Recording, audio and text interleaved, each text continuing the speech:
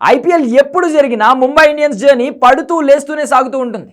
ప్రతి సీజన్ను ఓటములతో నిదానంగా స్టార్ట్ చేస్తోంది. కానీ తర్వాత అదరగొట్టి ప్లే ఆఫ్స్కు తర్వాత ఫైనల్కు చేరి కప్పు ఎగరేసుకుని పోతోంది. గతంలో పలుసార్లు ఇదే తరహా ఆట తీరు అభిమానులు చూశారు. ఇప్పుడు కూడా ముంబై ఆ సాంప్రదాయాన్ని కొనసాగించింది. మొదటి 5 మ్యాచ్ల్లో 4 ఓడిపోయింది. కోల్కతాపై గెలుపు తప్ప మరేం సాధించలేదు. దీంతో ముంబై సీన్ అయిపోయిందని అంతా అనుకున్నారు. కానీ ఎప్పటిలాగే అదిరిపోయే కంబ్యాక్ ఇచ్చింది. వరుస విజయాలతో దుమ్ము రేపింది. ఏ ఢిల్లీనైతే ఓడించి ప్లే ఆఫ్ బర్త్ను కైవసం చేసుకుందో అదే ఢిల్లీపై విజయంతో తన విన్నింగ్ స్ట్రీక్ను ప్రారంభించింది.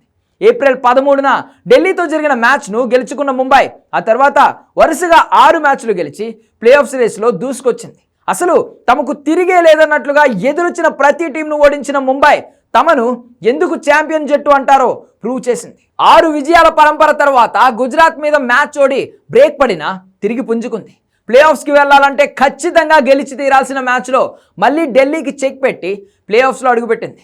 ముంబై జోరుతో ఇప్పుడు అస్సలు టెన్షన్ ప్లే ఆఫ్స్లో ఉన్న మిగిలిన జట్లకు మొదలైంది. ఎందుకంటే ప్లే ఆఫ్స్లో ఉన్న 4 జట్లలో కేవలం ముంబైకి మాత్రమే 1 కంటే ఎక్కువ సార్లు కప్పు గెలిచిన రికార్డు ఉంది.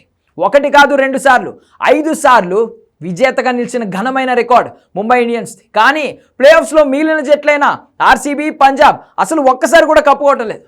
18 ఏళ్లుగా పోరాడుతూనే ఉన్నాయి. గుజరాత్ ఒకసారి విజేతగా నిలిచిన ముంబై 11 సార్లు ప్లే ఆఫ్స్ ఆడిన అనుభవంతో పోలిస్తే ఆ జట్టు అనుభవం చాలా తక్కువ. దీంతో గ్యాంగ్స్టర్ లాంటి ఆటతో ప్లే ఆఫ్స్లోకి దూసుకొచ్చిన ముంబైని చూసి సహజంగానే మిగిలిన టీమ్స్కు వణుకు మొదలైంది. పైగా ఆ జట్టులో స్టార్ ప్లేయర్స్ అందరూ పూర్తి ఫామ్లోకి వచ్చేశారు. చాలా మంది అంచనా ప్రకారం ముంబై ఫైనల్కు దూసుకెళ్లడం పక్కా అంటూ ఫిక్స్ అయిపోయారు. ఒకవేళ క్వాలిఫైయర్లో మిగిలిన జట్లు ముంబైని నిలువరించాలంటే అంచనాలకు మించి రాణించాల్సిందే.